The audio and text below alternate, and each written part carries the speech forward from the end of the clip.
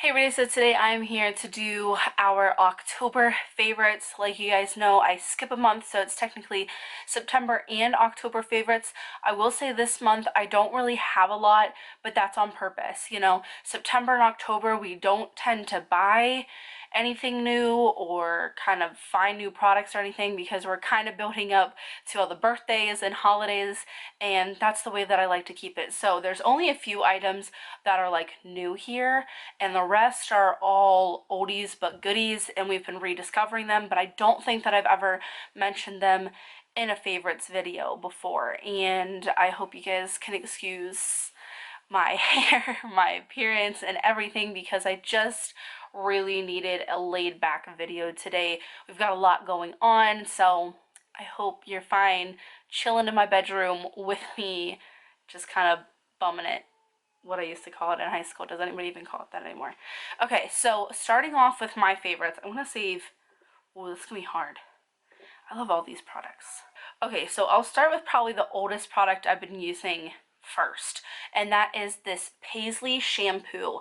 I got this off of Amazon. Of course, I will link whatever I can in the description box below, but I bought this because I was on the hunt for a more affordable and easily accessible option to that.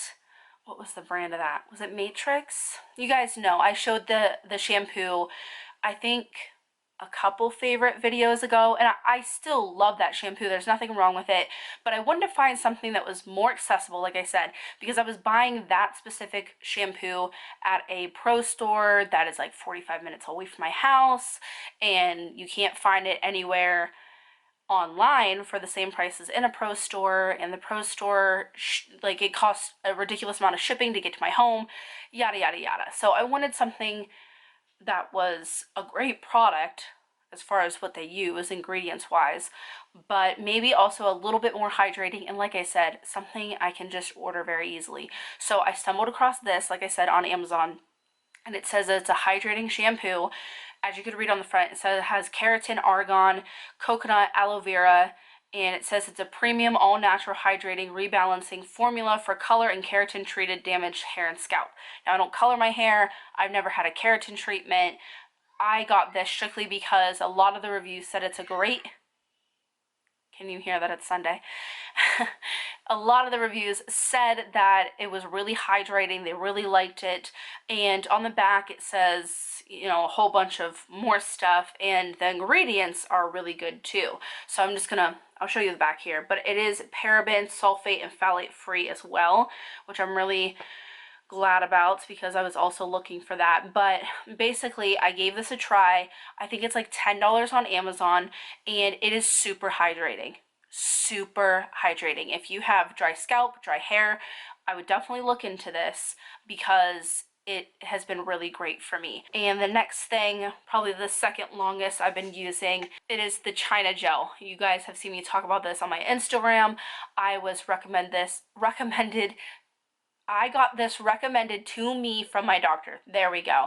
Basically, if you don't know what it is, it says it's a topical pain reliever utilizing the ancient pain relieving concepts of Chinese herbal medicine. Basically, it's like a more, I wouldn't say natural, but it's like a more herbal version of BioFreeze or something like that, and it's like a ton stronger too, by the way. So I got the 8-ounce, which is like I think $25 on Amazon. I thought that was pretty expensive, but honestly I used this, I would say, at least maybe every other night to go to sleep, and as you can see, I've put a decent dent into it, but it certainly isn't even like halfway gone yet. So I use this on a very consistent basis, and it's amazing. If you guys don't know, I have fibromyalgia, and some of the worst pain is at night for me. I had a horrible trouble going to sleep. I was starting to form awful sleep habits, which then just caused a whole bunch of other issues, and it was really just getting to sleep that is the issue. There are still nights that I wake up with pain, and you know, that's fibromyalgia. So I wanted to find something that could help me maybe fall asleep easier, and this has been amazing for that. Now, I don't know what it's like to, you know, wear this during the day. I don't really know how long it lasts. I would say at least 30 to 45 minutes, because on the nights it takes me longer to fall asleep, it's still going really strong. So I just put this wherever my aches and pains are that night, and like I said, it works long enough for me to be able to fall asleep, and most nights I do stay asleep. So I've just been really thankful for this. I will never go without it. If you do suffer from fibromyalgia, it might be worth looking into. I will say there is menthol, and I don't know how to say this other ingredient, so I'll just show you the label. So there's the label so you can know what it's about. But I got this off of Amazon, and like I said, I personally have loved it. It's been a game changer for me, and it's done so much. And I got a lot of questions on my Instagram about it. Yes, it smells really strongly of menthol. If I'm not completely under the covers, it makes the entire room smell like menthol. It's very potent, I would say. I can't remember what the other ones were, but a lot of people were asking me if it smelled strongly because people don't like the smell of menthol.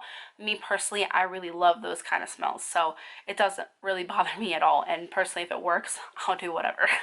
But anyways, last favorite, and it was a huge favorite of ours for a long time, but it is this silicone popcorn bowl. So let me explain this. We started to want to pop non-GMO popcorn. If you've never looked into GMOs before, soy and corn are two of the biggest crops touched by GMOs. So we really try to keep those two products non-GMO if we can, and popcorn being one of them. Like, it's a favorite snack in our house. So I was really trying to look for something like that.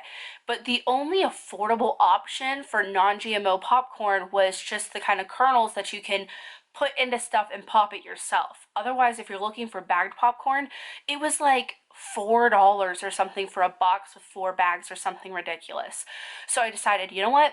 I want non-GMO popcorn.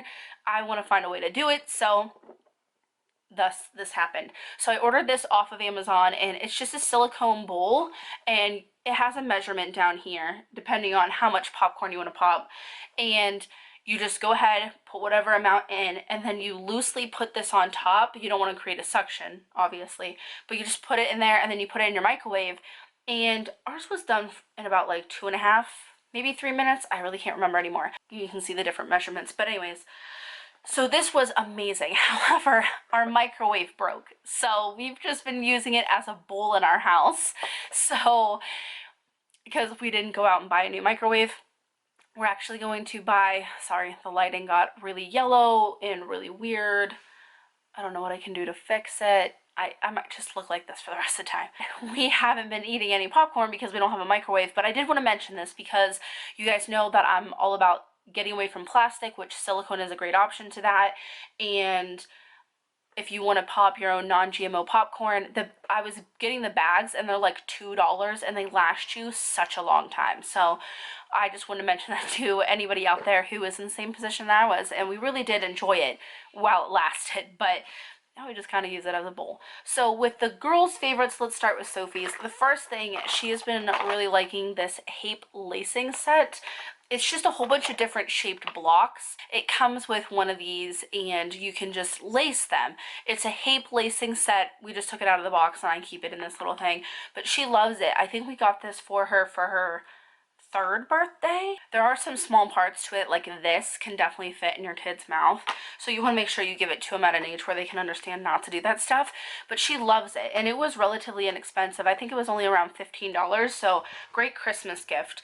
And the last Sophie favorite, because like I said, I only have a couple favorites for each of the girls because they didn't get a whole bunch of new stuff, and you know, they're just kind of, I purged a whole bunch of toys, so they honestly don't even have a lot to play with before her birthday, and I didn't feel like throwing in birthday toys because it doesn't feel very fair. So the last thing for Sophie is the My Solar System book. I will try to find this, but we got this from our Scholastic order from her preschool classroom. So I got this for her, for any of you who have Scholastic. and you can order books for your kids. I liked it because it had real pictures of the planets, and it was pretty simple, like not a ton of information, not too much to overload them. And I really just appreciate the fact that it was real pictures. And she's been loving space for a really long time now, and she finds the planets especially kind of interesting. And for those of you who were 90s babies and before that, you will appreciate the fact that they do mention Pluto. So Pluto's not entirely absent. They mention that he's a dwarf planet and he's included. But I remember, I think I was in school, I think it was like my senior year of high school or something, when they decided to no longer consider Pluto a planet, and it messed, like, it was just so crazy because my senior year I was also taking an astronomy class, so that specifically, it was just really confusing for us kids who had grown up knowing Pluto as a planet. But anyways, it was a good book. I think it was only like a $3 book, maybe if that, but I did want to mention it just in case you're able to place any orders. And with Remy, the first thing I wanted to talk about is too big to drag in here and show you guys, but it's this Zaney Zoo cube black plaything. I don't even know, I'm obviously showing you an overlay here, but this has been in her room since she got it for her first Christmas, I believe. But she recently transitioned into a floor bed, which is a Montessori type of thing, and it allows for free range of her room, and she's been playing with this a lot. You know, it is more geared towards babies or smaller infants, younger toddlers, but honestly she's been playing with it a lot now that she has free range of her room. It might be because it's like one of the only toys in there that's not like a stuffed animal or something that she sleeps with, but at the same time she's still playing with it. So I thought I would mention it. I know that these are still at Target. They run about $65, and I would say honestly, with how well this thing held up, it is worth it. It's something you're going to have around for years. You could pass down through multiple kids. It's probably still even going to be held up pretty nice after all your kids play with it. I personally found mine at a local thrift store for like, I got it for something crazy, like $15. I was so excited, but I did want to mention it because, again, holidays coming up. And then the book that Remy has been loving is this Fancy Nancy book. I got this specifically for Sophie, but, you know, Sophie doesn't really attach herself to things very often, so it's kind of been claimed by Remy, and I am able to link this even though Halloween's already over. But it was a really cute book, and for whatever reason I constantly found Remy with it this past month. And then as far as their shared favorites go, there are two things that I can't show you, one of which is a T-ball set. Now, if you guys remember, we said that we enrolled Sophie in T-ball over the summer, and that did not go super well. It was not such a great experience. It was completely different than both the soccer and gymnastics experience. It was all held by the same facility, so we had high hopes. We didn't think anything was going to be off about it, but from the first lesson, we were like, yeah, no, this isn't gonna work. So because of that, we decided to do something at home with her because we did end up getting a refund because we didn't like it.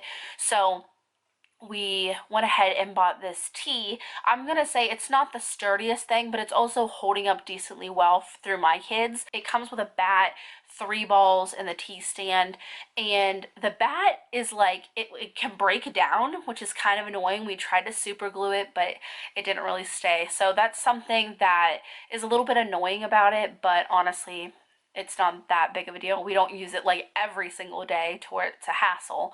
But I did want to mention it because there's like a ton of options on Amazon, and we were just trying to find something that was like, I don't know, just simple, easy. We're just trying to have fun with our kid and introduce her to T-ball.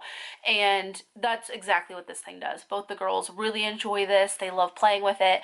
I like the fact that it holds the balls and stuff, and that it came with pretty much everything that you need. You don't really need a glove to work on T-ball with that young of kids, but if you want to, we got a glove from Walmart for I think $5 or something ridiculous. It really wasn't expensive, but I did want to mention that because I think it makes a decent inside toy too. You know, my girls can hit the ball, but they're not like hitting high, so I feel like most things in my house are still safe.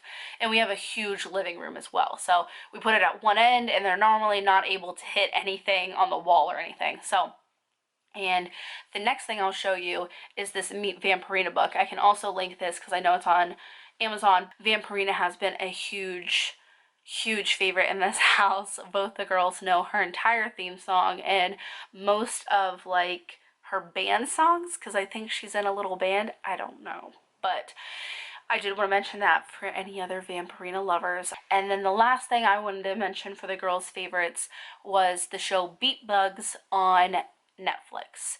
And I don't even know how we found it, honestly. I think maybe Mark put it on for them one day, and it's a TV show about bugs, and they have a lot of songs that are inspired or even parts or covers, whatever you want to call them, of Beatles songs. So it's pretty cute show. The girls really love it. They love the songs because the entire album from the show is also on our Spotify.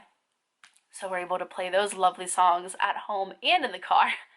But they really like them. I feel like the way it was done was really nice. My mom and my stepdad, who are Beatles fans, think that the show is really nice as well. So that is kind of a perspective from somebody who actually listens to the Beatles. But I did want to mention it because I feel like, I don't know, I'm always looking for different things for my kids to watch. So I thought I'd mention it, and it's a pretty cute show on Netflix. So that is everything for our favorites. Like I said, I know I didn't have a lot this month. Maybe some of them weren't even that crazy or riveting or new to you guys, and I'm sorry, but like I said, you know, we're just kind of prepping for this craziness that is going to be the holidays and birthdays and stuff like that. So in November, I will be doing a Q&A. So if you want, you can submit your questions here. I'll probably also do a community post here on YouTube, so look out for that. And I also do ask on my Instagram as well. And then in December, I think I'm gonna do more of a Christmas favorites, not necessarily a December favorites, but we'll see. You guys let me know what you think about that. It would definitely still be along the same lines of like me, each kid, and then a like shared favorites. If you guys are super interested, I could do a December favorites, kind of show you what Sophie's been loving from what she gets from her birthday and, you know, stuff like that. And I could also do a Christmas favorites. I just didn't know if 2 favorites 1 month too much. I don't know. You guys let me know. But yeah, that is everything. I hope you guys enjoyed the video, and as always, thanks for watching.